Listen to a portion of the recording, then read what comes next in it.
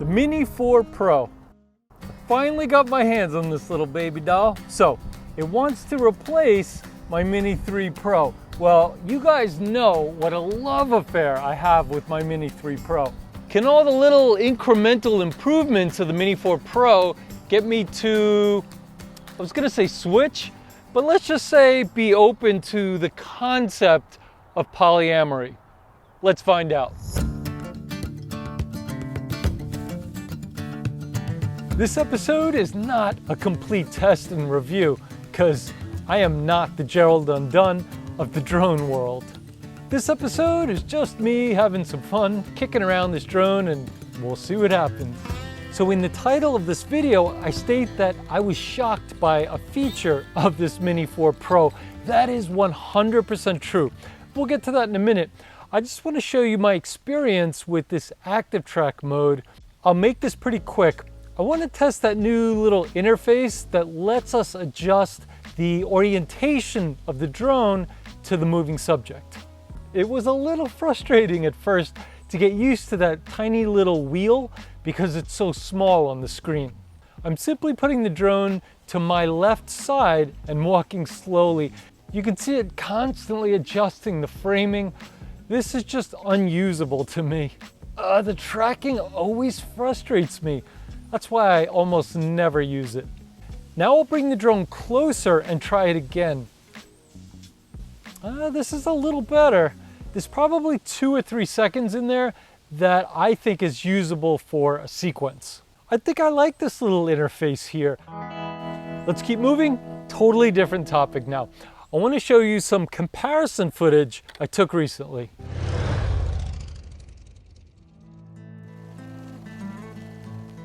A few weeks ago, I recorded this on my Mini 2 using the Lychee app in follow mode. Look at those stunning colors. This is auto exposure, auto white balance, no ND filter. Now, this is the Mini 4 Pro. Exact same settings, exact same location, same time of day, same cool, rugged subject, same everything. The only difference, just that tiny little partial cloud, that makes the huge difference here.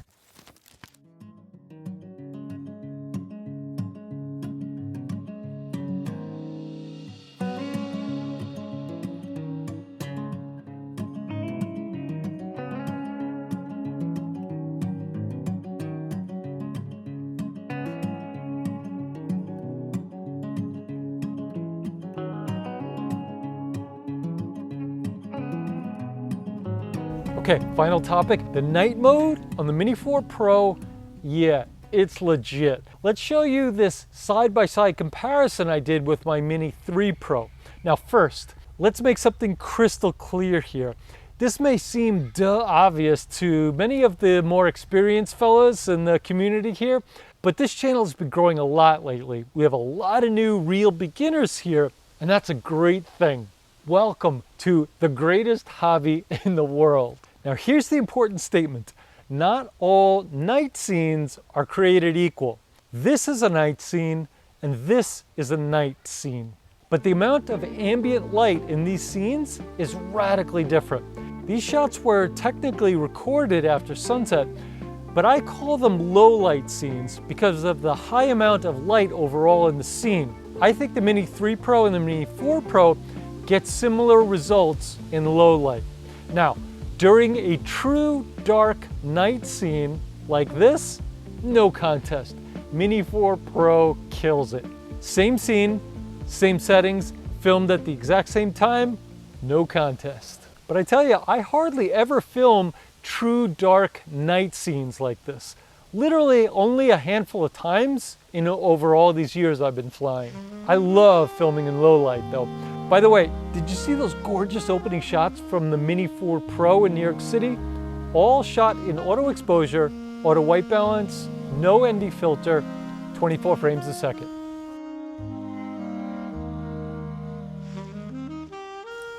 This shot is interesting.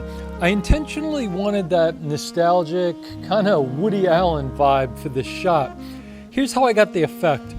So on the drone's controller, we can click here to digitally zoom in. For this effect, I zoomed in 3x.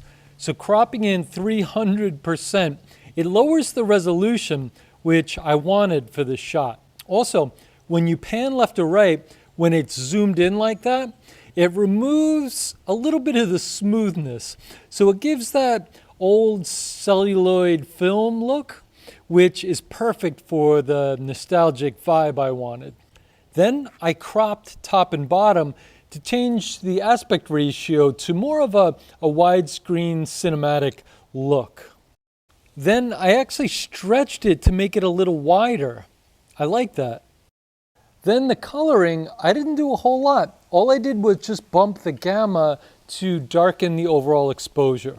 That's it. And lastly, I added this vintage grain overlay.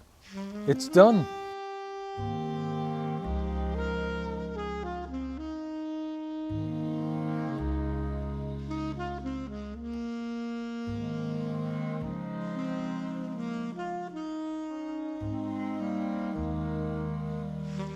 I borrowed this Mini 4 Pro from my buddy Xavier. He's got a great YouTube channel, so I'll put a link down below. Definitely check it out. He tests drones and e-bikes and lots of great camera gear. So she's going back to Xavier tomorrow. Will I go buy one? If I had the money, yes, but I am tragically flat-ass broke. It's not that the Mini 3 Pro is lacking in any way. I think for the money, actually, the standard Mini 3 is probably the best value on the market right now, period. But I fly my drones like 6 days a week, so having all of these little micro improvements, we'll call them luxury improvements, they add up. The Mini 4 Pro, it feels like DJI kind of sanded off all the little bird edges of the overall user experience for the Mini line of drones. But look, I feel zero need or pull or desire to grab this drone for better footage in any way. My Mini 2 still blows my mind at how great the 4K footage is. But the Mini 5 Pro is coming out soon. So if you listen carefully, you can actually hear the Mini 4 Pro growing outdated. Right there.